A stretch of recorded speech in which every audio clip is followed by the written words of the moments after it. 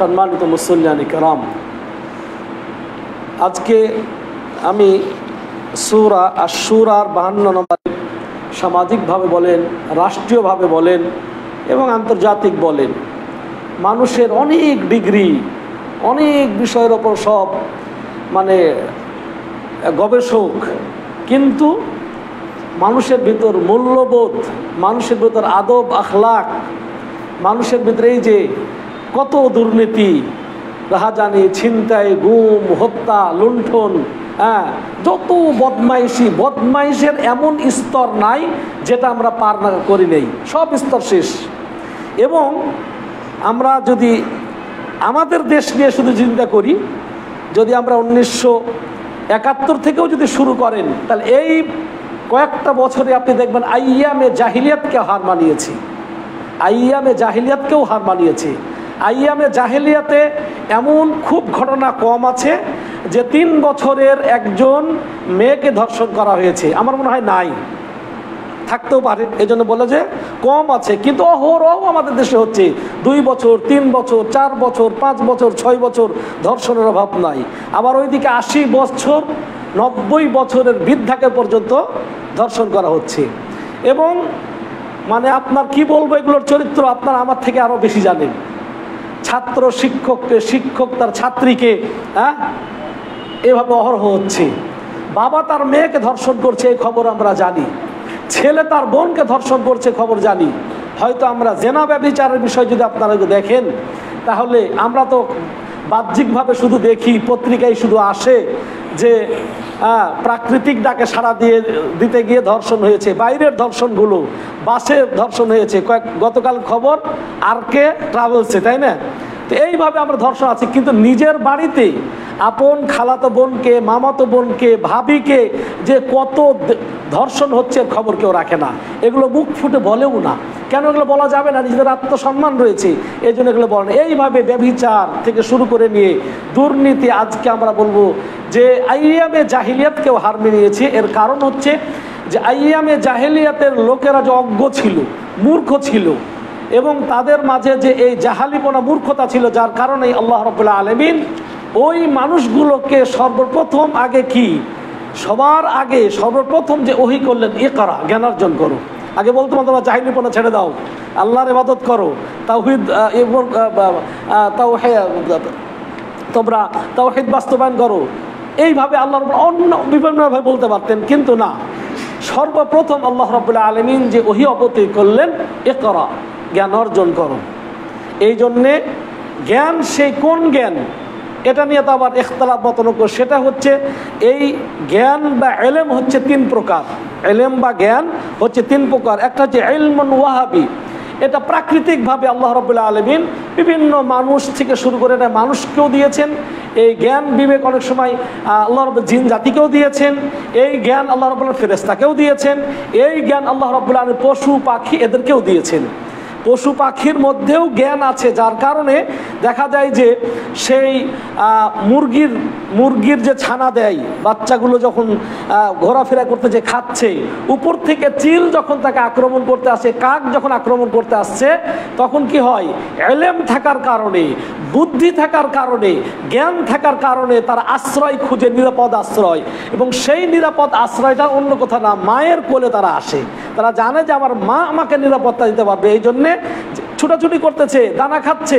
কিন্তু যখন কেউ আক্রমণ করে, সবগুলো এসে মায়ের পাখার মধ্যে চলে আসতেছে, মায়ের পাখাতে চলে আসতেছে, এবং মা তাদেরকে 2 পর দ্বারা, পাখা দ্বারা আগলে নিচ্ছে। এই যে বুদ্ধি, যে পাখা দ্বারা ঢেকে নিতে হবে, আর তারাও এদিক সেদিক ঘোরাফেরা করে দানা খাচ্ছে, মায়ের কাছে যেতে হবে। এই জ্ঞানটা কোথা থেকে আসলো?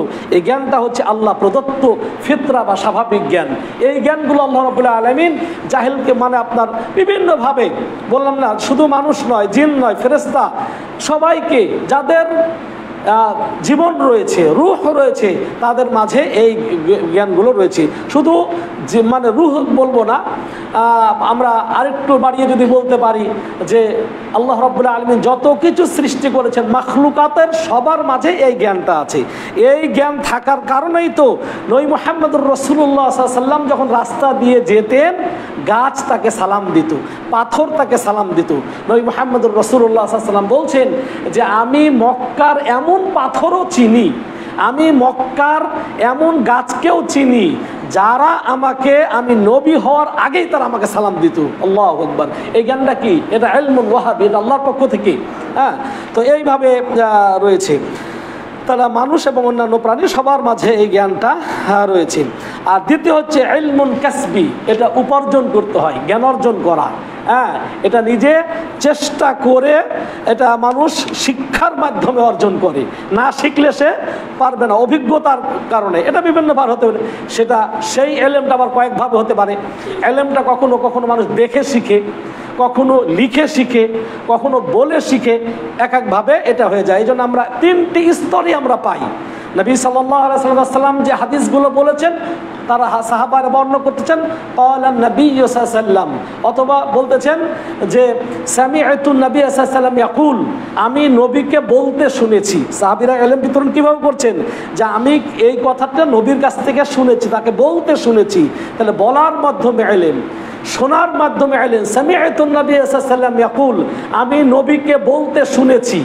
হ্যাঁ, তাহলে এখানে নবী সাল্লাল্লাহু বলেছেন, বলা একটা ইলম, কান দিয়ে শোনা একটা ইলম যে আমি শুনেছি, আবার কি দেখা, দেখার মাধ্যমে।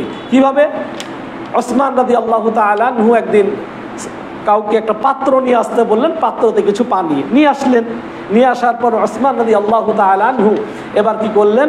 ওযু করলেন। ওযু করার পর তিনি বলছেন হাকাযা রাআইতুন নাবিয়্যা সাল্লাল্লাহু আলাইহি ওয়াসাল্লাম ইয়াতাওয়াজ্জা, আমি এভাবেই রাসূলকে ওযু করতে দেখেছি। তার মানে দেখার মাধ্যমে শেখা। তাহলে এই ইলমটা যে ইলমুন কাসবি, বা যেটা আপনি শিক্ষার মাধ্যমে, সেই শিক্ষাটা আপনার কি কথার বলার মাধ্যমে হতে পারে, সেটা দেখার মাধ্যমে হতে পারে, সেটা শোনার মাধ্যমে হতে পারে। সম্মানিত ভাইরা, এরপরে আসেন 3 নম্বর, সেটা আবার এটা ধর্মীয় জ্ঞানও হতে পারে, আবার বস্তুগত যে বিষয় এগুলো হতে পারে। 3 নম্বর হচ্ছে ইলমুন ওহী, ওহীর আলোকে, ওহী ভিত্তিক জ্ঞান। এটা এই ওহী এবং ইলহাম, এটা আল্লাহ রাব্বুল আলামিন মানুষকে অনেক সময় এই ওহীর আকারে নবীদের কাছে আসে, আর ইলহামটা নবীর কাছেও এসেছে। নবী ছাড়াও অনেক মানুষকে আল্লাহ রাব্বুল আলামিন ইলহামের মাধ্যমে জ্ঞান দিয়েছেন। তো সম্মানিত ভাইয়েরা, এর মধ্য থেকে আমরা দেখব যে এই নবী সাল্লাল্লাহু আলাইহি ওয়াসাল্লাম, যেমন এই যে আমি বললাম যে দেখার মাধ্যমে শেখা, শোনার মাধ্যমে শেখা, ওহীর মাধ্যমে শেখা। নবী সাল্লাল্লাহু আলাইহি ওয়াসাল্লাম দেখানো নাই, কিন্তু আল্লাহ প্রদত্ত তার অন্তরে গেঁথে দেওয়া হয়েছে। আল্লাহ রাব্বুল আলামিন তার অন্তরে এটা ওহী করে দিয়েছেন, এটা তিনি দেখেন নাই। অনেক সময় শুনেছেন, যেটা নবীকে ইয়া আইয়ুহান নবী বলে বলেছে, অথবা আওয়াজ দিয়ে বলেছে, এগুলো শুনেছেন। অনেক সময় দেখেন, অনেক সময় আল্লাহ তার মগজের মধ্যে ঢুকিয়ে দিয়েছেন ওহীর মাধ্যমে। সম্মানিত ভাইরা, তো এই আপনার বলবো যে এই 3 প্রকার ইলম, 3 ধরনের ইলম। তো এর মধ্য থেকে ওহীর মাধ্যমে যে ইলম অর্জন হয়, এটাই হচ্ছে মানুষের সত্যিকারের ইলম, এবং এটা ইহকালীন এবং পরকালীন মানুষের মুক্তি দিতে সক্ষম। এই জ্ঞানটাই ওহীর মাধ্যমে প্রাপ্ত যে ইলম, এই ইলমটাই সত্যিকারের ইলম, এবং এই ওহীর জ্ঞানই হচ্ছে অভ্রান্ত, এবং এটা মহাসত্য, এতে বিন্দু মাত্র সন্দেহ নাই। যেটা আল্লাহ রাব্বুল আলামিন সূরা বাকারার মধ্যে বলছেন যে আলিফ লাম মিম যালিকাল কিতাবু লা রাইবা ফি হুদাল লিল মুত্তাকিন, যে এর মধ্যে কোনো প্রকার সন্দেহের অবকাশ নাই। তাহলে এই ইলম থেকে যদি আমরা, আর বিশেষ করে ইবনে হাজার আসকালানী রাহিমাহুল্লাহ বলছেন যে সালাফে সালিহিন ইলম যখনই, এই যে আমরা শরঈ ইলম বা ইলম অর্জন, তো সালাফ যারা ছিলেন, আমাদের পূর্ব যুগের যারা সৎ ব্যক্তি ছিলেন, তারা ইলম বলতে কোরআন এবং সুন্নাহর জ্ঞানকেই বুঝাতেন। যখন এটা বলে যে ইলম অর্জন বলতেই তারা কোরআন শেখা, হাদিস শেখা, এই জ্ঞানকেই তারা বোঝাতেন। অন্য জ্ঞানগুলোকে এই ইলম শেখার মধ্যে অন্তর্ভুক্ত করতেন না, যেগুলো আমরা প্রয়োজনীয়তাকে সেগুলো করে থাকি। কিন্তু তারা সাহাবায়ে কেরামরা আপনার এখানে কোরআন এবং সুন্নাহর ইলমকেই বলে থাকেন। তো সম্মানিত ভাইরা, আসুন আমরা এই ইলম অর্জনের ফজিলত কিছু জানবো। তাহলে এর মধ্য থেকে যে শরঈ ইলম অর্জনের ফজিলত, কি ফজিলত এবং কেন আমাদের দরকার, একটু আগেই বললাম যে আল্লাহ প্রদত্ত ইলম হচ্ছে, এর মধ্যে কোনো সন্দেহের অবকাশ নাই। কিন্তু মানুষেরা নিজেরা যেটা অর্জন করে সেটা যদি বস্তুগত হয়ে থাকে, একটা হচ্ছে শরঈ ইলম, তো শরঈ ইলম তো ঠিক আছে, কিন্তু শরঈ ইলম ছাড়া যখন বস্তুগত যখন ইলম অর্জন করে বা দুনিয়াবি ইলম অর্জন করে, এগুলো পরিবর্তনশীল। অনেক সময় এগুলো কি চেঞ্জ হয়, পরিবর্তন হয়, সংযোজন হয়, বিয়োজন হয়। কিন্তু আল্লাহ রাব্বুল আলামিনের পক্ষ থেকে যে ওহীর মাধ্যমে জ্ঞান দেওয়া হয়েছে, এখানে সংযোজন বিয়োজন করার কোনো অবকাশ নাই এবং সন্দেহও করতে পারবেন না। এবং এর মধ্যে রয়েছে ইহকালীন এবং পরকালীন মুক্তি, এর মধ্যে রয়েছে সকল সমস্যার সমাধান। আসুন সম্মানিত ভাইরা, যার কারণে বললাম যে ইলম অর্জন তো অনেকেই করেছে। একবার চিন্তা করেন, এটা আপনাদের কথা আমাদের সবাই জানেন, একটু উদাহরণ দিব, কেউ কিছু মনে করবেন না, শুধু উদাহরণ দেওয়ার জন্য বলছি। এই দেশে দেখেন, এই দেশের প্রেসিডেন্ট যারা ছিল ইতিপূর্বে, মনে করেন শেখ মুজিবুর রহমানকে অথবা প্রেসিডেন্ট জিয়াউর রহমানকে কে হত্যা করেছে? সব থেকে শিক্ষিত ব্যক্তিরা, এই দেশ থেকে অর্থ পাচার করে শিক্ষিত ব্যক্তিরা, এই দেশ থেকে ডিজিএফআই এবং এনএসআই আর এই গোয়েন্দা সংস্থারা এদেশে জঙ্গি নাটক করেছিল। কারা? ওরাই করেছিল যারা দেশের নিরাপত্তার দায়িত্বে ছিল, যারা দেশের আইন শৃঙ্খলার জন্য দায়িত্ব প্রাপ্ত, যারা আইন শৃঙ্খলা ঠিক রাখবেন, তারাই জঙ্গি নাটক করে তারা দেশকে অস্থিতিশীল করেছিল। সবাই শিক্ষিত, বড় বড় ডিগ্রিধারী, বিদেশ থেকে শিক্ষা নিয়ে এসেছে। কারণ কি? শরঈ ইলম নাই, শরঈ ইলম নাই। আল্লাহ পরকালে ধরবেন, ওটা পরের কথা। দুনিয়াতেই যে তাদের বিচার হবে, এটাও তারা কল্পনা করতে পারে নাই যে আমাদের দুনিয়াতেই বিচার হয়ে যাবে। আল্লাহু আকবার। সম্মানিত ভাইরা, একজন বিচারক বিচার করতে গিয়ে তার পদস্খলন হচ্ছে, এটা আমাদের আজকে আমাদের দেখা। তো এইভাবে আমরা কোন পর্যায়ে যাব সম্মানিত ভাই? মূল কারণ হচ্ছে শরঈ ইলম না থাকা, আল্লাহর ভয় না থাকা, কোরআনের ইলম না থাকা।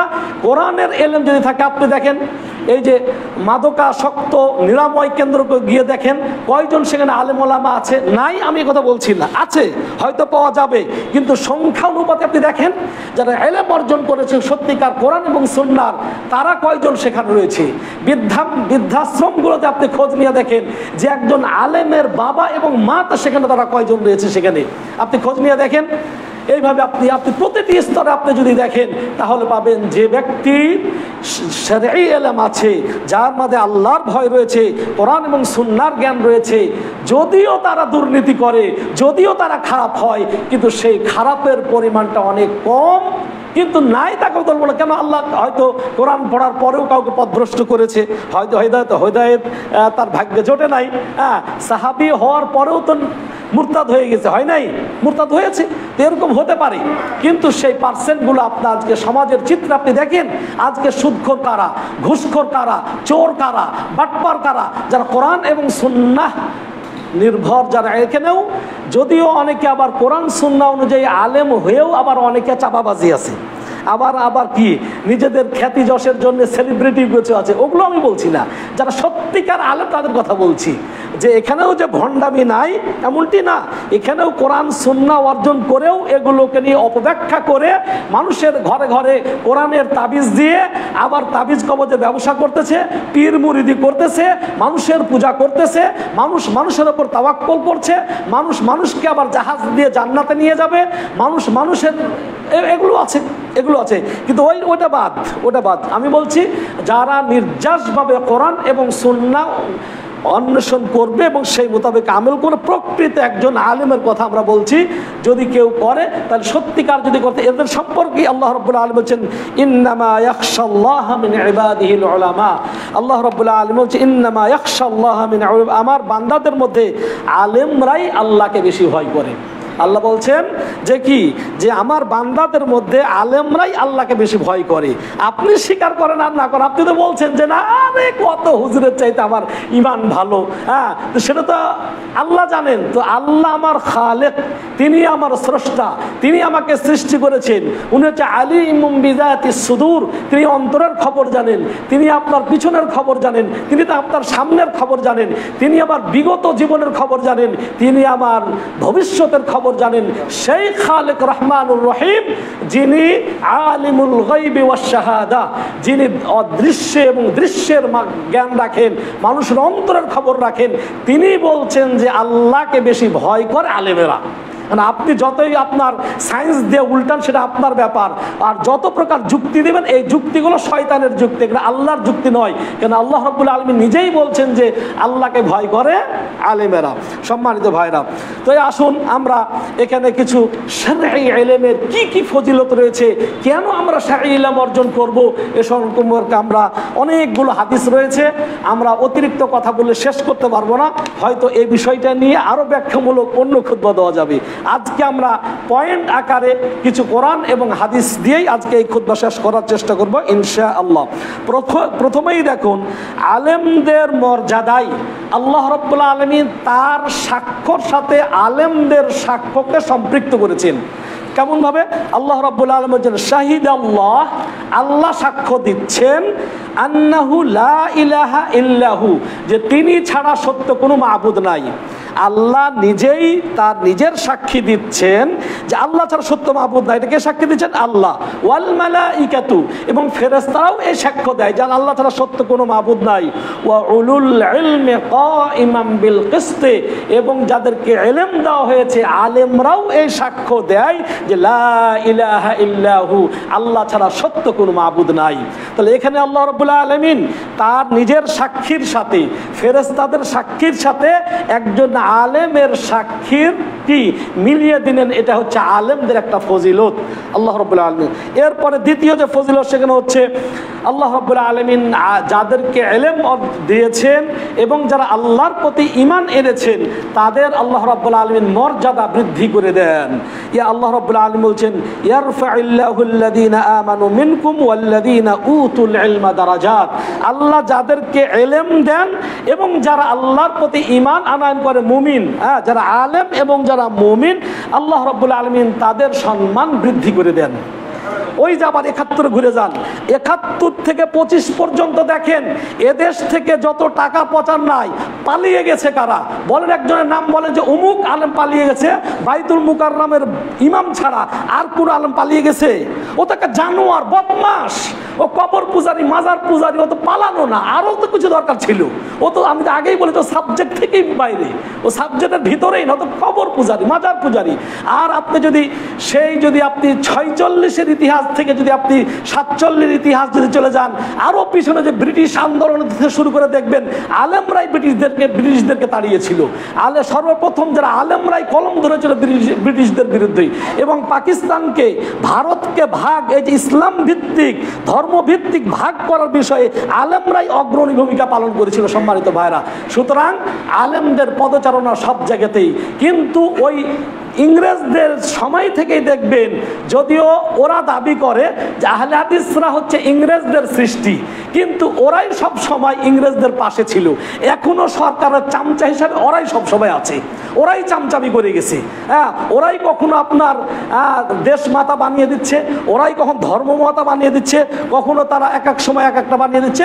এগুলো আমার বলার বিষয় নয়। সম্মানিত ভাইরা, আপনারা সব কিছু জানেন। সুতরাং আলহামদুলিল্লাহ, আলেমরা, আপনারা এই মসজিদেও খুতবা দিয়েছি, এর আগে খুতবা দিয়েছি, তখন এই স্বৈর শাসক স্টিল ছিল, কিন্তু আমরা কোরআন এবং সুন্নাহ থেকে এই সরকার যারা কোরআন এবং সুন্নাহর বিরোধিতা করেছিল, বিশেষ করে হিন্দুত্ববাদী শিক্ষা ব্যবস্থা এদেশের পরতে পরতে প্রতিটি শিক্ষা সিলেবাসে চালু করেছিল, এই বিষয়ে আলাদা একটা খুতবা দিয়েছিলাম। এটা অনেকে আপনাদের মনে আছে, যখন আমরা ওই পুরো ওখানে ছিলাম অস্থায়ীভাবে, তখন যে খুতবা দিয়েছিলাম যে শিক্ষা ব্যবস্থার মধ্যে বিগত সরকার শিক্ষানীতিতে মুসলিম শব্দগুলো বাদ দিয়ে হিন্দুয়ানি শব্দ যে যোগ করেছে এবং ব্রাহ্মণ্যবাদ সিলেবাস চালু করেছে, এই বিষয়গুলো ছাড়াও অসংখ্য বিষয় নিয়ে আমরা কথা বলেছি, কিন্তু আমাদেরকে দেশ ছাড়তে হয়নি। আলহামদুলিল্লাহ, এই মর্যাদা কি আল্লাহর পক্ষ থেকে, এই মর্যাদা আল্লাহর পক্ষ থেকে। সুতরাং আল্লাহ রাব্বুল বলছেন, যারা ঈমান আনে এবং যাদেরকে আল্লাহ রাব্বুল আলামিন ইলম দিয়েছেন,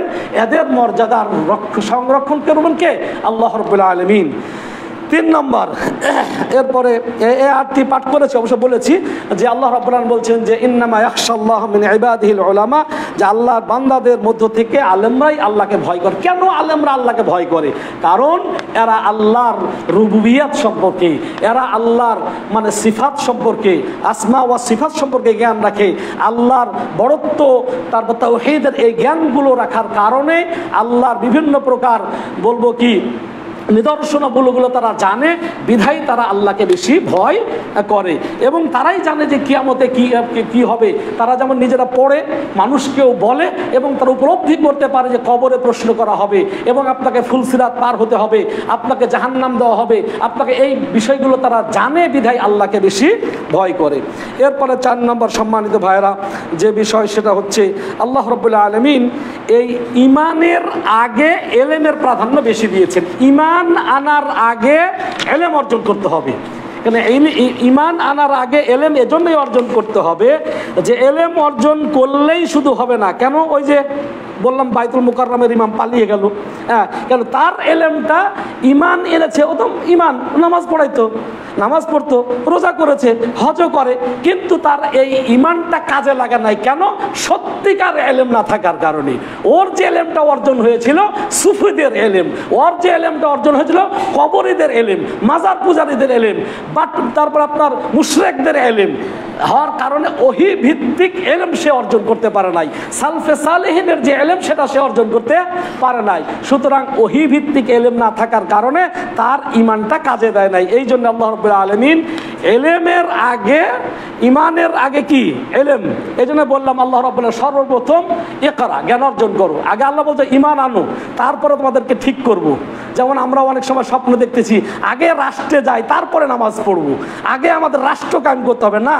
আপনি আপনার 3.5 হাত বডিতে ইসলাম কায়েম করলে আল্লাহ রাব্বুল আলামিন রাষ্ট্রে ইসলাম কায়েম করে দিবে। কিন্তু আমরা 3.5 হাত বডিতে ইসলাম কায়েম করি না, আমাদের পরিবারে ইসলাম কায়েম করি না, আমরা অন্যের ঘরে ইসলাম কায়েম করতে যাই। যার কারণে আপনার স্বপ্নই দেখে যায় কিন্তু বাস্তবায়ন আর হয় না, বাস্তবায়ন আর হয় না। এইভাবে চলতে থাকলে যতই স্বপ্ন দেখেন, স্বপ্ন দেখতেই পারেন, স্বপ্ন দেখা যায় যে আমি সুন্দরী নারী বিয়ে করলাম, শ্বশুর বাড়ি চলে গেলাম, হেলিকপ্টার দিয়ে উড়ে চলে গেলাম, এরকম অনেকেই স্বপ্ন দেখে। সেই স্বপ্নকে কখনো বাস্তবায়ন হয়? সম্মানিত ভাইরা, এই জন্যে আপনাকে সত্যিকারে ইলম অর্জন করতে হবে। এই জন্য আল্লাহ রাব্বুল আলামিন ইমানের আগে ইলমকে ফা'লাম আন্নাহু লা ইলাহা ইল্লাল্লাহ, ইমানের আগে বলছে ফা'লাম, আগে জ্ঞান অর্জন করো যে আল্লাহ সত্যিকার মাবুদ নাই। কেন? এটা না জেনে ইমান আনার কারণেই তো নামাজও পড়ে, মাজারও যায়, নামাজও পড়ে, সিন্নি নিয়ে মুহাস্তানেও যায়। কেন? ওই যে ইমান আছে তার, কিন্তু ইমানটা যে নষ্ট হয়ে যাবে শিরক করলে এই জ্ঞান তার নাই। এই জন্য ইমান আনার আগে ইলমটা জরুরি। আল্লাহ রাব্বুল আলামিন বলছেন ওয়াকালাল্লাযীনা উতুল ইলমা ওয়াল ঈমানা, আল্লাহ রাব্বুল আলামিন যাদেরকে ইলম দিয়েছেন এবং ঈমান দিয়েছেন, এখানে ঈমানের আগে কি? ইলম।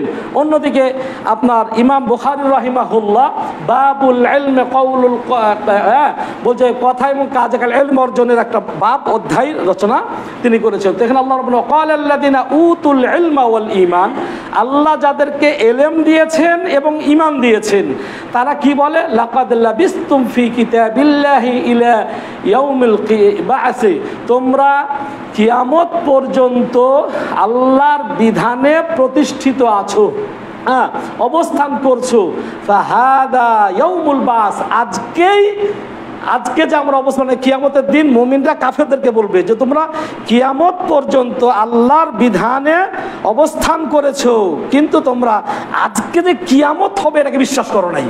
হাদা ইয়াউমুল বাস, ওহে কাফেররা, যেই কিয়ামতকে বিশ্বাস করতে না সেই কিয়ামত শুরু হয়ে গেছে আজকে, আর এটার উপর আমরা আগের থেকেই ইলম অর্জন করেছিলাম। ওয়ালাকিন্নাকুম কুনতুম লা তা'লামুন, কিন্তু তোমরা জানতে না, তোমরা বুঝতে না, তোমরা ঈমান আনো নাই। তাহলে এখানে ইলমকে ঈমানের আগে আল্লাহ রাব্বুল আলামিন নিয়ে এসেছেন। 5 নম্বর, আল্লাহ রাব্বুল আলামিন কোরআনুল কারীমের মধ্যে কোনো বিষয় ইলম ছাড়া আর কোনো বিষয় চাওয়ার ব্যাপারে নির্দেশ দেন নাই। ইলম ছাড়া আর কোনো বিষয় বেশি চাওয়ার নির্দেশ আল্লাহ রাব্বুল আলামিন দেন নাই, একমাত্র দিয়েছেন ইলম বেশি চাইতে। কেন? আল্লাহ রাব্বুল আলামিন ওয়া মা উতিতুল ইলমা ইল্লা কলিলা, তোমাদেরকে সামান্য ইলম দেওয়া হয়েছে। আল্লাহ বলছে ওমা উতিতুল ইলমা ইল্লা কলিলা, তোমাদেরকে যে জ্ঞান দিয়েছে এটা সামান্য। তাহলে সামান্য জ্ঞান তাহলে বৃদ্ধি করতে হবে কিভাবে? আল্লাহ বলছে ওয়াকুর রব্বি জিদনি ইলমা, তুমি দোয়া করো যে রব্বি জিদনি ইলমা, হে আল্লাহ তুমি আমার কি ইলমকে বৃদ্ধি করে দাও। যেহেতু তোমার ইলম কম দেওয়া হয়েছে, এই জন্য আল্লাহ রাব্বুল আলামিন আমাদেরকে আবার কি ইলম বৃদ্ধির জন্য দোয়া শিক্ষা দিয়েছেন। 7 নম্বর, আল্লাহ রাব্বুল আলামিন ইলমটাকে রূহ হিসাবে বলেছেন।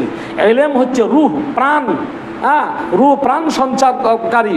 তাহলে আল্লাহ রাব্বুল আলামিন ওয়াকাযালিকা, যে আয়াতটি পাঠ করেছিলাম সূরার 52 নম্বর আয়াত, ওয়াকাযালিকা আওহাইনা ইলাইকা রূহাম মিন আমরিনা, আর এমনি ভাবে আমি আপনার নিকট ওহী করেছি কি রূহ। রূহটা কি? ইলম। তো পরে আল্লাহ রাব্বুল বলছেন মা কুনতা তাদরি মাল কিতাবু ওয়ালাল ঈমান, এই রূহ দেওয়ার আগে, রূহ তোমার ওপর ওহী করার আগ পর্যন্ত তুমি জানতেই না কিতাব কাকে বলে আর ঈমান কাকে বলে, এটা তুমি জানতে না। তো আমি তোমার ওপর রূহকে মানে ইলম তোমার ওপর ওহী করেছি, এই ওহীর জ্ঞান থাকার কারণে হে নবী তুমি এখন জানতে পারছো কিতাব কাকে বলে, ঈমান কাকে বলে। এটা আল্লাহ, তাহলে আল্লাহ রাব্বুল আলামিন এখানে ইলমকে রূহ হিসাবে উল্লেখ করেছেন। তারপর হচ্ছে ওয়ালাকিন জাআলনাহু নূরান নাহদি বিহি, বরং আমি এই রূহকে এমন প্রজ্বলিত নূরে রূপান্তরিত করেছি, নূর হিসাবে দিয়েছি। নাহদি বিহি মান নাশাউ মিন ইবাদিনা, এর মাধ্যমে আল্লাহর বান্দাদের মাধ্যমে আমি যাকে ইচ্ছা হেদায়েত দান করে থাকি। তাহলে এখানে আল্লাহ রাব্বুল আলামিন কি করলেন? এই রূহ মানে আপনার ইলমটাকে রূহ হিসাবে আল্লাহ রাব্বুল আলামিন তা বর্ণনা করছেন। এরপরে জাহেলের চাইতে আলেমের মর্যাদা বেশি, এ সম্পর্কে অনেক আয়াত এবং অনেক হাদিস রয়েছে, সবগুলো বলবো না। আল্লাহ রাব্বুল আলামিন বলেন কুল হাল ইয়াস্তাবিল্লাযীনা ইয়ালামুনা ওয়াল্লাযীনা লা ইয়ালামুন, যারা জানে এবং যারা জানে না তারা কি কখনো সমান? না, কখনো সমান নয়। সুতরাং সম্মানিত ভাইরা, ইলম অর্জনের বিকল্প নাই। আপনি যত ইলম অর্জন করবেন তত আপনি শিখবেন, ততই আল্লাহর প্রতি আপনার ঈমানটা গাঢ় হবে। তো যত আপনি কোরআন এবং সুন্নাহর জ্ঞান অর্জন করবেন তত আপনার তাকওয়া বৃদ্ধি হবে, তত আপনার ঈমান বৃদ্ধি হবে এবং আপনার কি তাকওয়া বৃদ্ধি হবে। এরপরে শুধু তাই নয়, এই যে বললাম যে জাহেলদের ওপর আলেমকে প্রাধান্য দেওয়া হয়েছে, শুধু তাই নয়, চতুষ্পদ জানোয়ারের মধ্যেও যেগুলোকে শেখানো হয়েছে, প্রশিক্ষণ দেওয়া হয়েছে, তারও মর্যাদা বৃদ্ধি পেয়ে গেছে। যেমন কি শিকারী কুকুর বাড়িতে রাখা বৈধ জায়েজ, অথচ কেউ যদি, নবী সাল্লাল্লাহু আলাইহি ওয়াসাল্লাম বলছেন মানিফতানা কালবান ইল্লা কালবা দারিবান লিসাইদিন আও কালবা মাশিয়াতিন ফাইন্নাহু ইয়ানকুসু মিন আজরিহি কুল্লা ইয়াউমিন কিরাতান, কেউ যদি বাড়িতে কুকুর পোষে, কুকুর পালে, আর কুকুর পালে দুইটা কারণ ছাড়া বলছেন যে একটা হচ্ছে আপনার শিকার করার জন্য তাকে শেখানো হয়েছে, প্রশিক্ষণ দেওয়া হয়েছে, অথবা দেখা যাচ্ছে যে পশু রক্ষণাবেক্ষণের জন্যে প্রশিক্ষণ দেওয়া হয়েছে। এই দুই প্রকার কুকুর ছাড়া যদি এমনি কুকুর পালে তাহলে প্রতিদিন 2 কিরাত সওয়াব কমে যাবে। কিন্তু যদি ওই কুকুরটাকে আবার প্রশিক্ষণ দেওয়া হয়, চোর ধরার জন্য শিক্ষা দেওয়া হয়েছে, ডাকাত ধরার জন্য আপনি শিক্ষা দিয়েছেন, তাকে প্রশিক্ষণ করেছেন, দেন না? প্রশিক্ষণ প্রাপ্ত কুকুর নিয়ে ঘোরে, সিআইডি অফিসাররা বা বিভিন্ন, তো প্রশিক্ষণ প্রাপ্ত, তো এটা আপনার সেই প্রশিক্ষণ, সেটা আপনার শিকার, মানুষ শিকার হোক, সেটা ডাকাত শিকারই হোক, অথবা এই প্রশিক্ষণ প্রাপ্ত কুকুর অথবা প্রশিক্ষণ প্রাপ্ত পশু দ্বারা অনেক সময় পশুও শিকার করে। বিসমিল্লাহ বলে যদি কুকুর ছেড়ে দেওয়া হয়, আর যদি সে একটা মুরগিকে ধরে নিয়ে আসে, মুরগি উদাহরণস্বরূপ বলছে আর কি, একটা মনে করেন যে মানুষের মুরগিটা নাই, তাহলে কি বলবো, যেমন আপনি বলবো কবুতর, যেগুলো এমনি চলে আর কি, যেগুলো খাওয়া, শিকার করে নিয়ে আসে, তাহলে সে কি বৈধ? জায়েজ, বৈধ জায়েজ। আল্লাহ রাব্বুল আলামিন এই কথাই বলছেন ইয়াসআলুনাকা মাযা উহিল্লা লাহুম কুল উহিল্লা লাকুমুত তাইয়্যিবাত, হে রাসূল আপনাকে তারা প্রশ্ন করছে যে তাদের জন্য কি কি হালাল, আপনি বলুন যে তোমাদের জন্য সব পবিত্র বস্তুকে হালাল করে দেওয়া হয়েছে।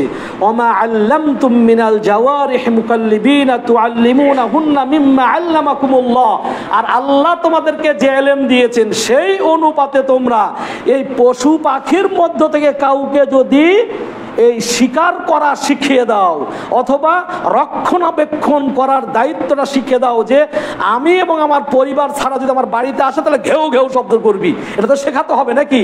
তো প্রশিক্ষণ প্রাপ্ত এই যে তোমরা যেগুলো করেছো, আল্লাহ রাব্বুল আলামিন বলছেন এগুলোকে যদি শিকার প্রাপ্ত কুকুরকে যদি বিসমিল্লাহ বলে ছেড়ে দেয়, ফাকুলু মিম্মা আমসাকনা আলাইকুম, আর কুকুর যদি কোনো শিকারী ধরে নিয়ে আসে তাহলে তোমাদের জন্য খাওয়া বৈধ জায়েজ।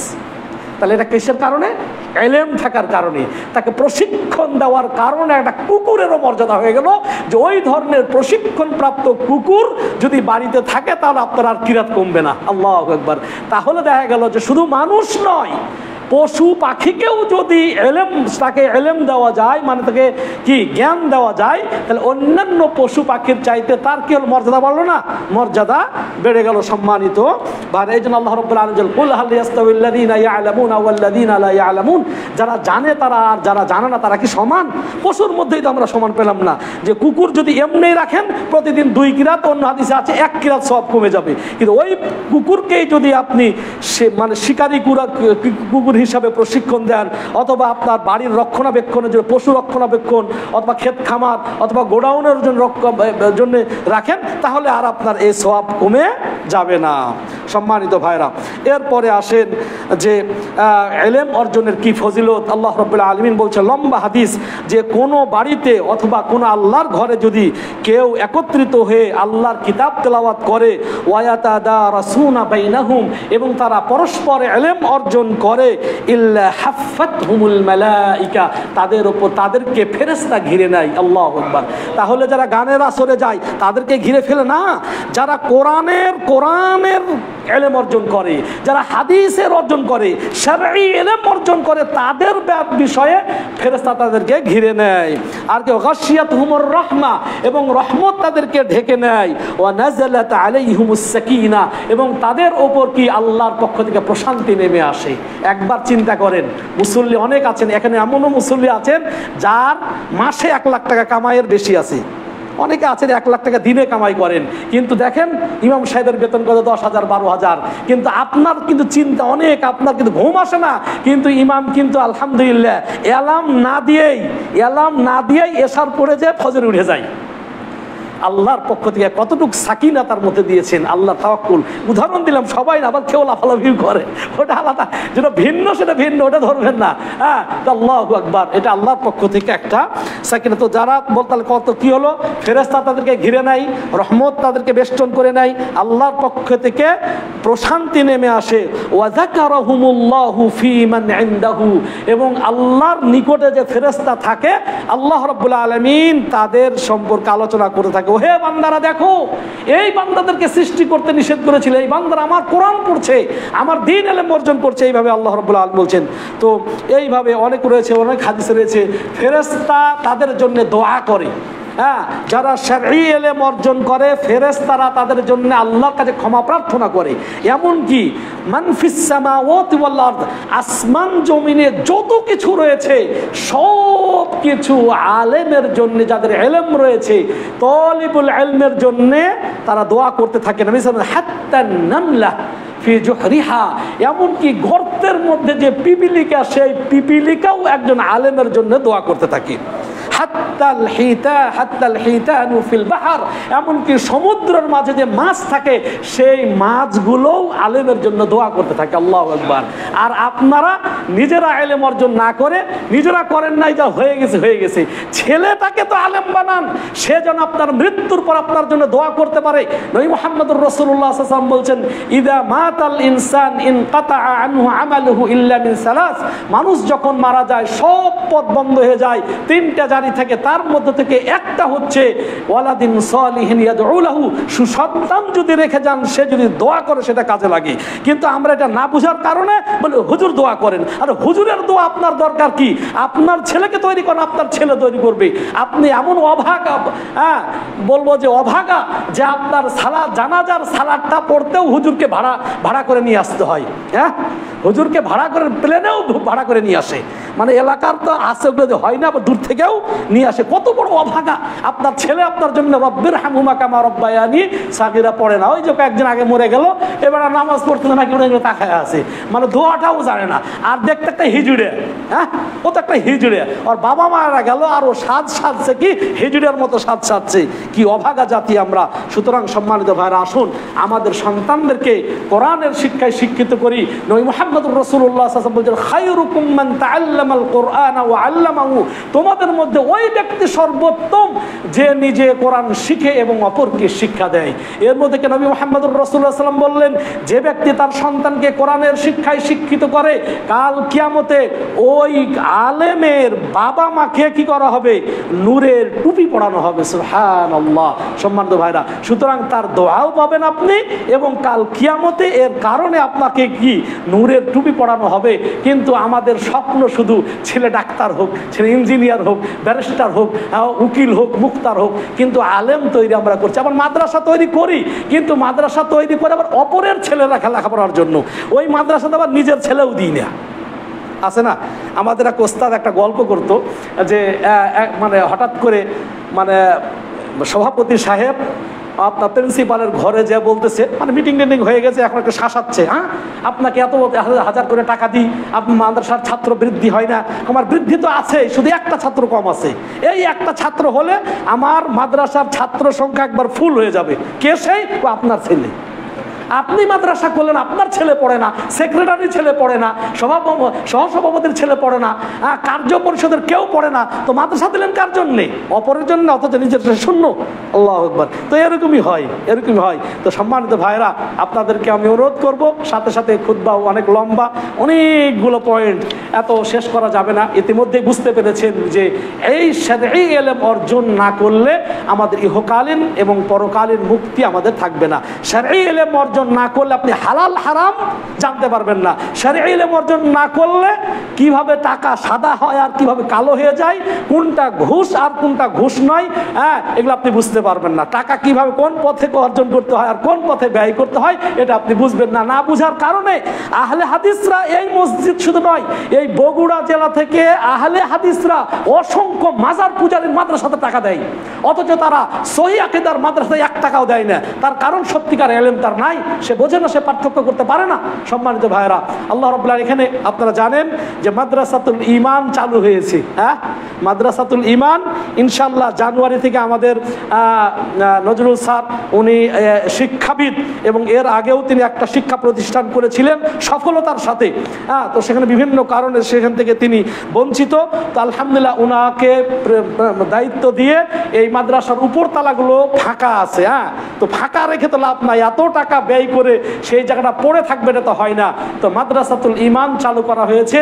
আমরা আশা করব যে আমরা সকলেই আমাদের সন্তানগুলোকে কোরআন এবং সুন্নাহ অনুযায়ী ইলম দেওয়ার জন্য আমরা আমাদের সন্তানগুলোকে এই মাদ্রাসায় দিব। আল্লাহ রাব্বুল আলামিন যেন সে তৌফিক দান করেন। অনেক লম্বা, আর লম্বা বলবো না। আরেকটা দুই একটা হাদিস, যেমন একটা যে অনেকগুলো বলেছে, এর মধ্যে থেকে আরেকটা হচ্ছে যে ফেরেশতারা এই তালিবুল ইলমের জন্য তাদের পাখা পর বিছিয়ে দেয়। হ্যাঁ, পর বিছিয়ে দেয়, পাখা বিছিয়ে দেয়। আল্লাহ নবী বলেন, ইন্নাল মালাইকাতা লা তাযাউ আজনিহাতাহা লিতালিবিল ইলম, ফেরেশতারা তাদের পর বিছিয়ে দেয় একজন আলেমের জন্য। আল্লাহু আকবার! এর চাইতে সুসংবাদ আর কি হতে পারে? অন্যদিকে নবী মুহাম্মদুর রাসূলুল্লাহ সাল্লাল্লাহু আলাইহি ওয়াসাল্লাম বলছেন, মান সালাকা তরিকান ইয়ালতামিসু ফীহি ইলমান, যে ব্যক্তি ইলম অর্জনের জন্য পথ চলে, সাহহালাল্লাহু তরিকান ইলাল জান্নাহ, এই কারণে আল্লাহ রাব্বুল আলামিন জান্নাতে যাওয়ার রাস্তাটা তার জন্য সহজ করে দেন। সুতরাং আমরা শারঈ ইলম অর্জন যদি করি, তাহলে আল্লাহ রাব্বুল আলামিন আমাদের জান্নাতে যাওয়ার পথটাও কি করবেন? সহজ করে দিবেন। সম্মানিত ভাইরা, আল্লাহ রাব্বুল আলামিন শুধু তাই নয়, আল্লাহ নবী মুহাম্মদুর রাসূলুল্লাহ সাল্লাল্লাহু আলাইহি ওয়াসাল্লাম এই বলছেন, কাল কিয়ামতে মানুষকে বলে, ইকরা ওয়ারাত্তিল ওয়ারতাকি ফাইন্না মানজিলাতাকা ইনদা আখির আয়াতিন তাকরাউনাহা। নবী সাল্লাল্লাহু বলছেন, কিয়ামতে যখন জান্নাতীরা জান্নাত পেয়ে যাবে, বলবে তুমি কোরআন তেলাওয়াত করো আর তোমার মর্যাদাকে তুমি নিজেই বাড়িয়ে নাও। আল্লাহু আকবার! আল্লাহ আপনার মর্যাদা, আল্লাহকে আপনাকে খুলে দিয়েছে। বলছেন যে যার যত আয়াত মুখস্থ আছে, আর আপনি কোরআন অর্জন, ওই যে বললাম যে ইবনে হাজার আসকালানী কি বলেছেন যে ইলম বলতেই কোরআন এবং হাদিসের ইলমটা আমরা বুঝতাম, তাই না? তো আপনি আলেম হবেন, কোরআন মুখস্থ করবেন না? কোরআন মুখস্থ না হলে আপনি আলেম হতে পারবেন না। তাহলে দেখেন আলেমের একজন ফজিলত, কোরআন যে মুখস্থ করে বা পড়ে তার ফজিলত কি, কিয়ামতের দিন বলা হবে তুমি পড়ো, পড়তে থাকো আর তোমার মর্যাদাকে বাড়াতে থাকো। তুমি যেখানে গিয়ে তোমার আয়াত শেষ, তোমার মর্যাদা, তোমার জান্নাতে স্তর অতটুকুনি। আল্লাহু আকবার। সুতরাং আমাদেরকে কোরআন বেশি বেশি পড়তে হবে, মুখস্থ করতে হবে এবং সে অনুযায়ী আবার আমলও করতে হবে। কেন আমল না করলে আবার হবে না। কোরআন পড়েছেন আমল করেন না, তাহলে তো জান্নাতই পাবেন না, মর্যাদা তো পড়ে, হ্যাঁ, তাহলে হলো না। তাহলে কোরআন পড়তে হবে, জানতে হবে। এবং কোরআন পড়ার ফজিলত নবী মুহাম্মদুর রাসূলুল্লাহ সাল্লাল্লাহু আলাইহি ওয়াসাল্লাম বলছেন যে প্রত্যেকটি অক্ষরে 10টি করে নেকি, প্রতিটি অক্ষরে 10টি করে নাকি। নবী সাল্লাল্লাহু আলাইহি ওয়াসাল্লাম বলছেন লা আকুলু, আমি তোমাদেরকে বলি না যে আলিফ লাম মিম হারফ, যে আলিফ লাম মিমে 10টা না, আলিফুন হারফুন, লামুন হারফুন ওয়া মিমুন হারফুন। আলিফ একটা অক্ষর বা হরফ, লাম একটা অক্ষর, এটাও 10টা নাকি। তাহলে আলিফেও 10টা, লামেও 10টা, মিমেও 10টা, 30টা আপনি সওয়াব পেয়ে গেলেন। সুবহানাল্লাহ। তো সুতরাং সম্মানিত ভাইরা, এইভাবে অনেক রয়েছেন। এই কোরআন কাল কিয়ামতে সুপারিশ করবেন। কোরআন এবং সিয়াম, আমরা তো আবার ওই মানে অনেকেই বলি যে আমরা তো সাধারণ জাতি, আমরা কি আর জান্নাতে যেতে পারবো? একজনকে ধরাই লাগে, পীর তো ধরা লাগে, তো পীর কোরআন ধরেন। কোরআন এবং সিয়াম আপনার জন্য সুপারিশ করবে। হ্যাঁ, হাদিসের মধ্যে আছে, আর পড়লাম না, যে নবী সাল্লাল্লাহু আলাইহি ওয়াসাল্লাম বলছেন যে এই কোরআন বলবে যে মানাতুহুন নাওমা বিল্লাইল, আল্লাহ আমাকে পাঠ করতে গিয়ে তার রাতটাকেই আমি নিষেধ করে দিছি, আর রাত ঘুমাতো না। ফাশাফিনি ফিহি, ওর ব্যাপারে আমার সুপারিশ কবুল করো। ফায়াশফাআন, আল্লাহ রাব্বুল আলামিন সিয়ামের সুপারিশ কবুল করবেন, আল্লাহ কোরআনের সুপারিশ কবুল করবেন। কিন্তু দেওয়ানবাগির সুপারিশ কবুল করবে তার আয়াত আছে না হাদিস আছে? তাহলে আপনি দেওয়ানবাগি ধরতেছেন, আপনি ওই চরমোনাই ধরতেছেন, মুকপি ধরতেছেন, কিন্তু কোরআন সুপারিশ করবে, কোরআন পড়েন না আপনি। আল্লাহু আকবার। আল্লাহ রাব্বুল আলামিন বলছেন যে কোরআন ওয়ালাকাদ ইয়াসসারনাল কুরআনা ফাহাল মিন মুদ্দাকির, এই কোরআনটাকে আমি সহজ করেছি, কে তোমরা বুঝবে? কেন তোমরা বোঝার চেষ্টা করো না? কোরআনটাকে সহজ করেছেন। সুতরাং সম্মানিত ভাইয়েরা, আসুন, এই ধরনের অনেক হাদিস রয়েছে। এই জন্য আমরা তো ইলম অর্জনের প্রথম ধাপ হচ্ছে, সর্বপ্রথম ধাপ হচ্ছে আমাদের সন্তানদেরকে শিখাতে হবে। হ্যাঁ, সন্তানদেরকেই প্রথম শিক্ষা দেব। কিন্তু যদি এগুলো আর সময় নাই, 1 ঘন্টা হয়ে গেছে, আমরা যদি বিগত সরকারের একটা চ্যাপ্টার যদি দেখি যে তারা হিন্দুত্ববাদী শিক্ষা কিভাবে, এই যে বিশেষ করে দেখা যায় যে এখানে ইবতেদায়ী প্রথম শ্রেণীর একটা বইয়ের, বাংলা বইয়ের মধ্যে থেকে কিভাবে পরিবর্তন করে দেওয়া হয়েছিল, সেগুলো আর বললাম না, আপনারা সবাই জানেন। তাছাড়া এমনিও বাহ্যিক দৃষ্টিতে আপনি দেখেন, ছোট বাচ্চাদেরকে শিখাচ্ছি আতা গাছে তোতা পাখি, ডালিম গাছে মৌ, এই হাট্টিমা টিম, তারা মাঠে পাঠে ডিম, এগুলো কি হবে? কি এগুলোর অর্থ? এগুলোতে শিখবেই বা কি তারা? কোনো শিখার কিছু আছে? কিন্তু আপনার সন্তানকে যদি আপনি শেখান আশহাদু আল্লা ইলাহা ইল্লাল্লাহ ওয়া আশহাদু আন্না মুহাম্মাদুর রাসূলুল্লাহ, আপনি শিক্ষা দিন ইমানের রকম কয়টা, সালাতের রকম কয়টা, সালাত কিভাবে পড়তে হয়, কি কারণে সালাত আপনার ভেঙে যায়, ওযু করার পদ্ধতি, ওযু কিভাবে আপনার নষ্ট হয়, সিয়াম কিভাবে রাখতে হয়, সিয়াম কিভাবে ভেঙে যায়, এগুলো আপনি শিখান, এটা আপনার কাজে লাগবে, দুনিয়াতেও কাজে লাগবে, এর বদলতে আখিরাতেও কাজে লাগবে। কিন্তু বাহ্যিক যে শিক্ষাগুলো আমাদের রয়েছে এগুলো কাজে লাগবে না, ইল্লা মাশাআল্লাহ। যেমন ডাক্তারি, এটা প্রয়োজনীয়। তো শরঈ ইলম অর্জন করার পাশাপাশি ডাক্তার হতে কোনো নিষেধ নাই, কেউ নিষেধ আপনাকে করবে না। আপনার বলে নূরুন আলা নূর, মানে কি, মানে আপনার নূরের ওপর কি, জ্যোতির ওপর জ্যোতি, আলোর ওপর আলো হলো, আরও ভালো হলো। ইলম অর্জন করার পর যদি ডাক্তার হয়, ইলম অর্জন করার পর যদি ইঞ্জিনিয়ার হয়, কোনো সমস্যা নাই। তাহলে প্রাথমিকভাবে আমাদের সন্তানদেরকে ছোট অবস্থাতেই আমরা আমাদের সন্তানগুলোকে মাদ্রাসাতে পাঠিয়ে কোরআনের শিক্ষায় শিক্ষিত করি, যাতে করে আপনার মৃত্যুর পরে এই সন্তানটা আপনার জন্য দোয়া করতে পারে, আপনার মর্যাদা উপলব্ধি করতে পারে, আপনার খেদমত করতে পারে, এবং আল্লাহ রাব্বুল আলামিন এর বিনিময়ে আপনাকেও কল্যাণ দান করবেন। আল্লাহ রাব্বুল আলামিন আমাদের সবাইকে কোরআন এবং সুন্নাহর ইলম অর্জন করার তৌফিক দান করুন। বারাকাল্লাহু লি ওয়া লাকুম ফিল কুরআনিল আযীম ওয়া নাফা'না বিল আয়াতি ওয়াজ যিকরিল হাকীম। ইন্নাহু তাআলা জাওয়াদুন কারীমুম মালিকুম বাররুর রাউফুর রহিম।